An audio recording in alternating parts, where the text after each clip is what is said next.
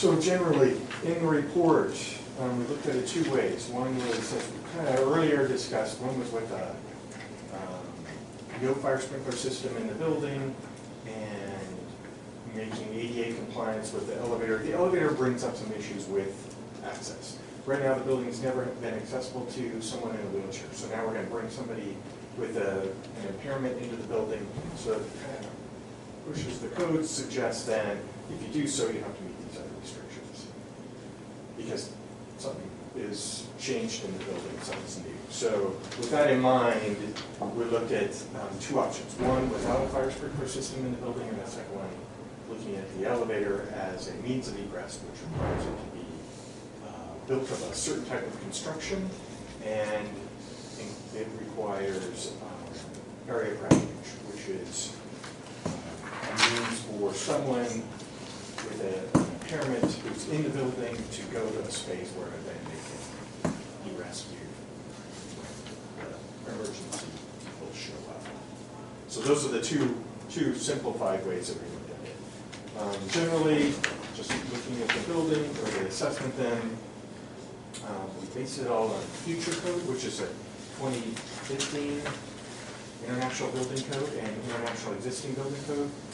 The expectation is that the state is going to adopt those here in the next 6 to 12 months. So if this project were to move forward, it would be under that code rather than the current building code. So just keeping that in mind. We ran some occupancy calculations in the building, which help us determine the number of toilet fixtures, water closets that are required, and sinks or lavatories that are required in the building. So we ran that number, and that information is given there too. Total of 8 water closets, that is 8 toilets are required, 7 sinks, and 1 urine are required in the entire building. Some of those have to be ADA compliant, which is great now that we have. Would it be cheaper just to build a whole new building? We've got a great building.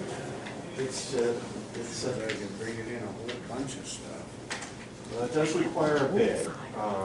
Yeah, hell, it's a lot. It does add up, yes. And this is just our first blush, attempt, knowing that as we work through this further, we'll look at those costs harder in an attempt to bring them down. But right now, I want to give you a number that I know is going to cover the cost rather than a number that come back and have to say, oh, well, you guys could buy $200,000. Sorry about that. So, What's the number? number is on that page 13. So again, it's a 2 options, base bid work, which would just be all the handrails, restrooms, kind of the standard stuff we need to do with the elevator and an area of refuge. So we're coming in at just over $1 million.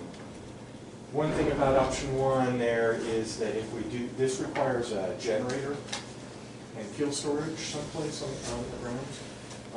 If we do that, there's a service contract that goes along with that, and I don't know the cost of that contract, but those generators have to be serviced once a month, and then state service or certified every year. Certified every year. So there's a cost on top of that that is involved. Excuse me, do you have any extra copies of that proposal?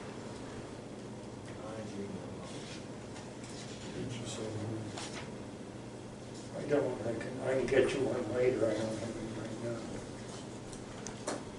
Yeah, it's just hard to follow along, but yeah.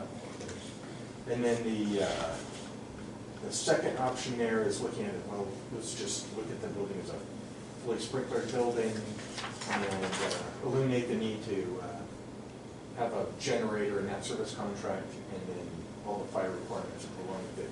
It opens up a lot more opportunities in the building to have. Why do you have to have such a big fire thing just for elevator?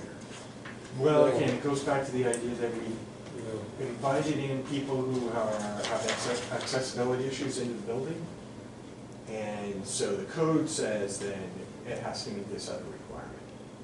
Because those people don't have the means to exit the building, like they have ambulatory issues, physical disabilities that cause them. So you get a guy in a wheelchair in court. I know, I understand. Well, the first thing during the fire they're gonna do is shut down the elevator. So how the hell do you get them out? Well, the fire extinguishers should give you enough time to get them out. Yes. You're gonna get wet, but you're gonna survive. That's basically what I do. That would be one option. The other option is that person or individual goes to a room, and that room is essentially a fire-safe room. It has its own smoke evacuation system, its own communication system, and it's supported by the generator, and then that allows them to sit there until the emergency vehicles can get them out. That's kind of that idea. So for $200,000, we'll get the sprinkler system? Generally, that's what it comes down to, 280,000. So in your experience, how long is it gonna be before, you know, a public building like this is gonna have to happen, those requirements are gonna be? In other words, the state's gonna say, you will, right? To be up to ADA compliance. Yeah. ADA compliance. I mean, the way the code, the International Building Code, which is now is enforced by the state of Montana, the way they approach it is, if there are improvements done to a project, that's when it's imposed. So if you were to make significant changes to the building, then the state would say, okay, now you have to. Put it in an elevator? Yeah, now you have to put it in an elevator. Now you have to meet the requirements of ADA accessibility. When we did the restrooms, we could get away with that because that project was specifically to address an ADA issue. At that time. At that time, yes. Yep. So, that was the way that the building code looks at it. So let me just walk you through the drawings a bit on here. We have the site plan, which is the first sheet. It generally just shows the building and the sidewalks that head east. And the ADA parking spaces, which I think are probably suffice. The handrails on the stairs going east, they're modern. Again, if we're gonna go through this extended. Going west, you mean out here? I'm sorry, west, Right. yes. Yeah, Though, if we're gonna go through this effort, we threw them in there as, let's replace them with ADA compliant handrails. ADA compliant handrail is just a handrail that has extensions further at the top and the bottom of the stairs, and a certain height and breadth. So those would be. On the second floor, or on the first floor, this little basement floor, if you will, we're assuming that that the north entrance then would be the point of entrance into the building, and the elevator could drop down into the area back by Mike's office, where there's that conference room. So we come into the. This drawing is incorrect though, to me. Can I hear there's a women's and men's? This is not the extension office over here, it's the one over here. And I'm gonna get to that later. Okay. Yes. I was Talk about that confused. later. Okay. But the elevator's there on the, Right over here? yeah, so it's, so at the end of here, it's right here. Also, it might actually exactly right. Flip flop. Yeah. I see what you're saying from there. Mm-hmm. But I think it's accurate from there. Okay? I think this is what they're proposing. This is the way it is. Okay. If we look, one of the points of the report was looking at the egress ability out of that courtroom. And right now, as it is in this northeast corner of the building, there's one means of entrance into that courtroom in that kind of office area. If we flipped it with the extension office, which has two, Right. by bureau office, and then the one to the further north there, we could kind of improve a means of, if there was something that happened in that room, we'd have two ways to get out. Just, and that isn't something that would have to be done, it's just thrown out there as a consideration. To review. And then the stairs there, in that area, coming out of the basement, we provide new handrails on those stairs, they're changed. So now, the elevators are pretty significant impact. It takes out the north facing window. And then on the first floor, come in the north doors and use that landing as a point, make some handrail modifications to the stairs, the north stairs area, but make that elevator come in and area of refuge. So that vacant space over here on the, DOR office. yeah, that would be, we'd have to move that cabinet, make room for the elevator. And my thought was, rather than disassemble or ruin that cabinet, is just to see if we can move it as one piece. Move it around that space. There's a column in there, so we'd have to account for that column. But, Right. you know, somehow make that, and depending on how it's used, you know, maybe look at that further in terms of its use. But essentially get the elevator, and that AOR is the area of refuge. It could be an elevator vault, it could be the area of refuge. So kind of create that space there and then access onto this floor. And again, the stairs going up to the second floor, we get new handrails on these handrails. Here. Code allows us to, on that grand stair that comes up, or the monumental stair is the way the code defines it, in the stairs that are larger than 44 inches wide, we can put a single handrail in the center rather than two handrails on the sides. So that's what we do in that center stair. I don't know if that's There. yeah, just that wide. So. Other than that, everything, you know, the motor vehicle treasurer's office and the clerk and recorder's office, by code, again, we've been, now invited people who have ambulatory issues into the building, so now we have to provide means for them to access the services. So the counter in the service counter in motor vehicles, I think we can just, again, shift that to the east so we can get a employee access into the motor vehicle space to meet their needs. Fine, we got that done. In terms of public coming in, I think we could have it so that there'd be furniture out in that public area, reception area, that staff could just go out and meet that person, rather than modify that counter. So that's not, we made no modification of that counter. The one in the clerk of court, or clerk and recorder's office, we would have to modify that counter in terms of getting the 3-foot opening to get staff back into that space. But after that, I think that if the public comes in, they just be serviced out in that service area or that waiting room that's there. So those are the other changes there. Going up to the second floor, again, the elevator comes up, not by the county attorney's office, which I think is now the men's restroom. Modify that room, essentially take it out, leave the janitors, establish a true janitor spots back there, and then develop the two restrooms to the women's restroom is right now, and that kind of waiting area, so we develop new restrooms there. That's a lot of expense there, isn't it? Yeah, that's- In the plumbing. The plumbing is there. We do have the sewer stack there, the vent stack, but it we're adding fixtures. So it would require a significant amount of work in that, the DOR space ceiling to get access there. But they're all in the same area, which is a good thing. They're all in the same area.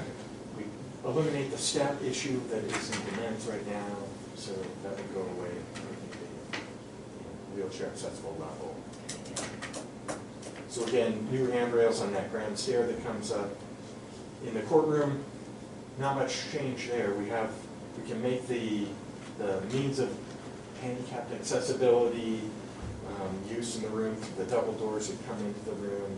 There's certainly enough room for seating, handicapped seating in the gallery space. So again, I don't think there's a lot of modifications in the courtroom for that to take place. Then we leave the judge, the robe room, and his restroom back there as well. No change there. So that's kind of the second floor.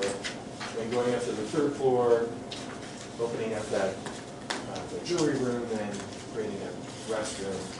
And again, knowing that there's the judge's toilet is directly below that, hoping that we can use that plumbing, extend that up. To the restroom that's already out there.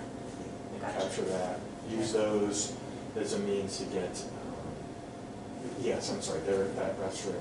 And then the elevator in the area of refuge and storage room into that jury room.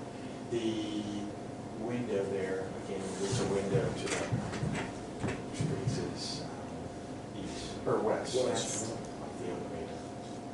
And then create that, Just one of the windows of that. yeah, create Jury that. room. Yeah, So you make the jury room a little bit smaller. make the jury room smaller. Gotcha. Still accommodates approximately 24 people. I'm sorry, can you speak louder? And then the Thank you. restroom there. Okay. Under this scheme, the idea is that we leave the existing stair that communicates from the second floor to the third floor, add handrails to that, and that would be a single means of egress. It appears as if we wouldn't need a second means of egress on that third floor, but we had to do a thorough code review to make sure that's not. When the time comes. Yeah. Gotcha.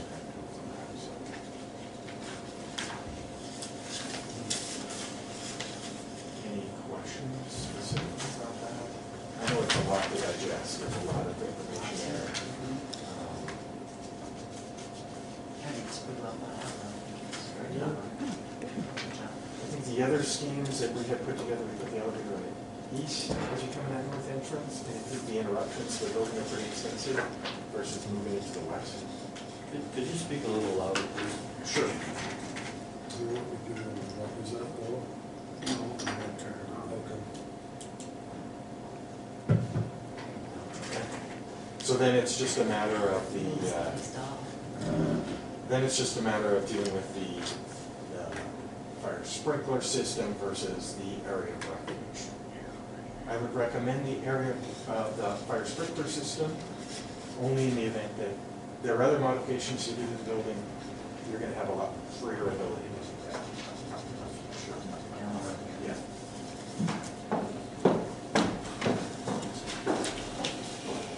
So, one of the things that we discussed that we wanted to do, learn here was, are we saving enough money to eventually do this in appropriate or not, right, Mike? I mean, how long would it take us to save $1 million at the current rate? Well, we did, right? So it would take a significant, amount of budgeting to, set a date and say, let's do this, right?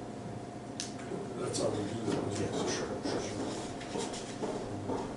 Right now, we stuck $100 million on the roof. Sure. That's that also. Well, that looks good. I guess it solves a couple of problems. Wood bathrooms have been an issue, right? Uh-huh.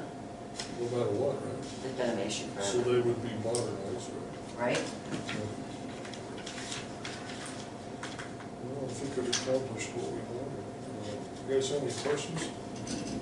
No, I gotta study it. Yeah. Scott?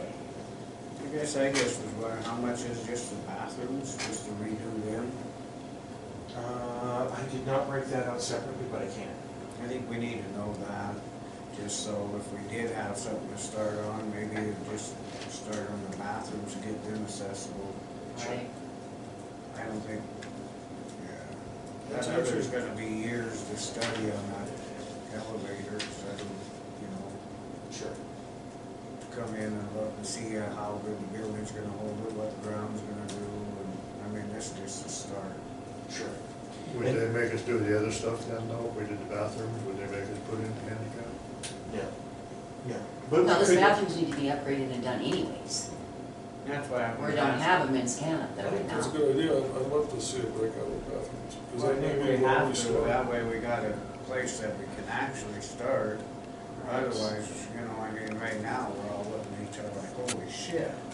But if we had somewhere where we could start, it might be, I think we need a breakdown on the bathrooms. And I hear a lot about handrails. Is that something that you're really pushing on, that you think we need, or? It is a deficiency in the building, and I think it's your call. I mean, there hasn't been an issue, I'm assuming. Well, I think that just the way the building was built, the steepness of the stairs, everything's changed. But you start cutting in and taking, pulling apart, I don't know how it's going to look. You start putting in handrails, you're shortening it up, and narrowing it. It's gonna, I mean, it's just a lot to study on the truck, there's gonna look into it a little bit more. Or we open ourselves up to a great big bill. I don't think the handrails are gonna be that expensive. Do you have a breakdown of them? or Yeah, anything? but I can pull that out, yeah. I just think we need to know on every piece of it, if there's certain A, B, C, you know, say, well, we can't do A, but maybe we can do B, maybe we can get something to help us to do a B, and. Are the handrails that necessary though? That's my question. I mean, like, we haven't had that incident so far, so. And then you're gonna narrow up stuff, because he says they gotta come out so far, and then or that, or go up the middle. That's trying So to, do you what's going mean up if the you middle got- in here, so Of all outside the is a different issues that we story. discussed today, the one that bugs you the most that you work on is the lavatories, right? Right, Okay. so you're getting them done first, we'll kill two birds with one stone, we'll get done with that leak that's in the DOR for one thing. Right. I mean, that'll make a whole big difference in a whole lot of it. Yeah, I I mean, like I like Scott's idea of break it out. I like the way you got it set up, I just think we need I to do know too. I think it turned out nice. different. I like the bathroom idea. Yeah, that's a sound, where you go. I believe it is as well, yeah. Okay, so I'll look at that and get back on, send it for free, Mike. Yes, appreciate it. I Good just think job. it's a better, It looks nice. You guys want to talk about this at all? Yeah, I'm sure. Let's see the roof. Yeah. Yeah. Excuse me, is this just an architectural engineering projection or proposal study? Or Yeah, we asked for the architect to go through and say, if we put an elevator in, what other issues would that create, and how would you actually do that? What's the best way to do that? We have a building fund, we knew we were underfunding it to Oh, yeah. get to, Well, and so we wanted to know what the costs of that would be. And then Commissioner Adler just now said, great, can you break this down for us so we know? I couldn't hear what the costs were gonna be, but well, million, huh? million? Mail-in? $1 million. $1 million in order to do this? Okay, and is this gonna comply with the Disabilities Act? Yes. That's our goal, is to get that.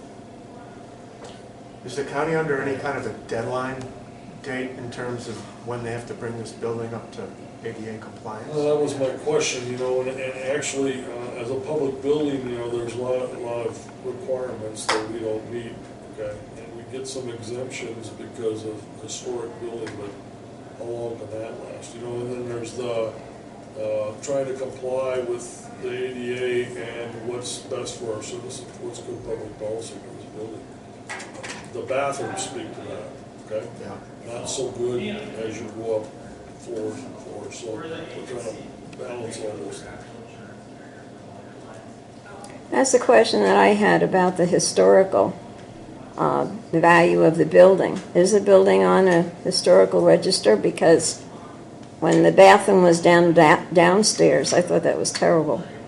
It took away from the whole originality of the. It is. Historical goes by what you can be seen by the highway. Roadway. So you can rip out everything in here? Huh? You can rip everything out in here and it'll be okay? Yeah. Yes. Oh, I don't think the people in Granite County will be happy with that. I agree with you, and we don't. as That's we why do we with the put all lighting that- and- I'm sorry, we're not gonna do that. We're not doing that. Go ahead, Scott, I'm sorry. I think you could, but it would cost a little bit more money to keep everything. You know, you use as an example, the Capitol. I mean, they've retained all the historical value of it, even though it's been updated. That's what we'd like to do here. We don't want to gut this all out and make it, modernize it. Yeah, Just gotta 'cause- upgrade on some stuff, that's basically what we're trying to discuss here. Like I said, the bathroom downstairs, the woman's room, I don't know what they did to the man's room, but the woman's room is horrible. A lot better than what they were. Yeah. Okay, so. How much is it cost of the engineering study?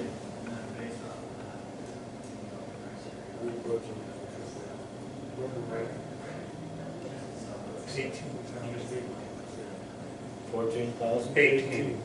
18? So go ahead with the, Okay, so the dome, Crystal and I went up there and did, kind of poked around, and then thinking, well, what we had discussed, yeah, Right. that maybe it's leaking out from that lantern at the very top. There's some moisture issue up there. The windows are pretty much painted shut.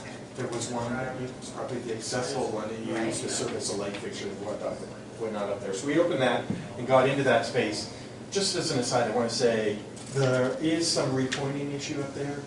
You know, in terms of the brickwork, it does need to be repointed. So it's not in this report, but if you were ever to hire a mason, that would be a good thing to consider there as well. So that aside, looking specifically at the dome then, that day that we were up there, it had been snowing and kind of melting, so it was a great day to see where the moisture was moving. Right. And it appears as if there's somewhere on that dome, whether it's at the decorative tin work at the very top, these little decorative components in the dome, or the flat areas that surround them, or the flat area that's below there, where moisture is sitting, and then somehow weeping back into that metal, underneath that metal, or into that metal, and into the building, into the woodwork. And actually, the day we were up You can there, actually see it sitting there with more of the water coming back into there. Right. the day that we were up there, it was, once you trace it all the way through and to the underside of the beams and the structure of the dome, I put my hand in there and it was actually pretty. So that That is the explains a lot plaster. right there. Yeah, so if there is, like, we weren't able to identify the exact location of the issue, but somewhere, our thought is it's somewhere on the bottom of that dome that starts to make those decorative transitions. Can you put that dye in there to see for sure where it's come from? Maybe a guy can get it sealed up. Probably could do a moisture test up there. Or then you put that on there and then it goes through and you Yeah. can actually tell where it's coming from, so you could just put something, I mean, at least get started, the way it's been raining. And when you're in the dome, you're there and you're walking around it there, careful, but Yeah. when you're in there, you can actually, there's like 3 or 4 locations that are exactly the locations that are Where we're seeing the moisture. damage Right. in the plaster, that are the drips. And it like drips, and you can follow it vertically down the studs onto the beam, and then further Right, like in this right material onto here. the plaster, yeah. With the chips set. So there is and this, on page 3, we're showing what's called a built-in gutter. I don't know if that was the intention of it, just but it's all brake metal up there on the dome. So the way that brake metal is formed, it creates kind of a little trough there. And that photo was an attempt to show that there is moisture, there is water in that gutter, but I don't think that's the source of the problem. I didn't see, that water seemed to be contained within there. It wasn't overflowing or anything like that. It wasn't accumulating in such a way that it appeared to be the issue. I think it's some other metal seam or that membrane roof up there. Well, looking whatever. at, yeah, you can see, and then when the wind blows it up, the way we had all that snow gets underneath there, and like here, the big crack, we're pointing at it, Yeah. from here. I think a lot of it is, it's just been so rigged up over the years, you know, and then it's got a hump, and then now, just like this water, and you look down a little further there, you can see where it's sitting all around that crest of this, see all that water sitting there? So it's just Page sitting 4. there.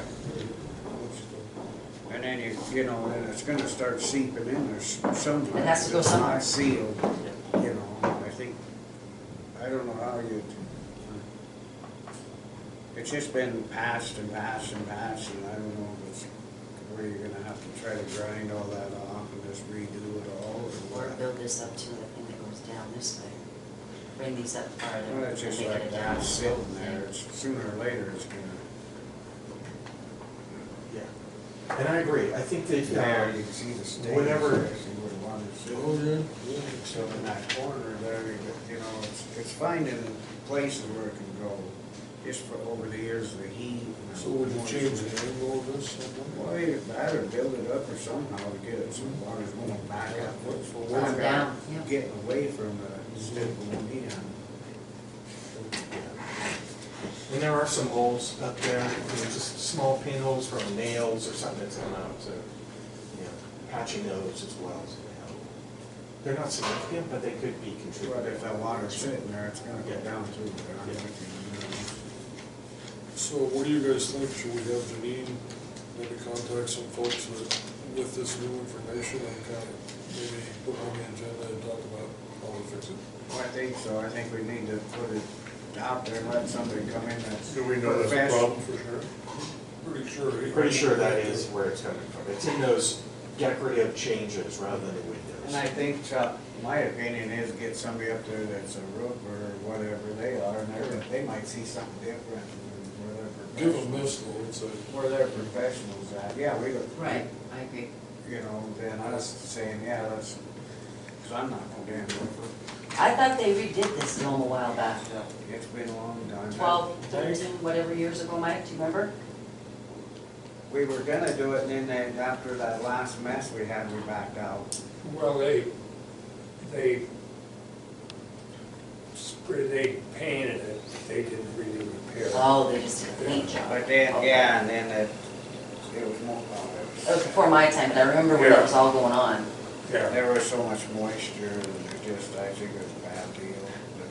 But I just think if we put it on the agenda, have somebody, a couple of weeks, maybe they could come in and tell us about it or something that we can start. Because if we get some good hot weather, we might be able to tar it or whatever we do. I don't know. so we asked Janine to do that and then put it on the agenda when she has somebody?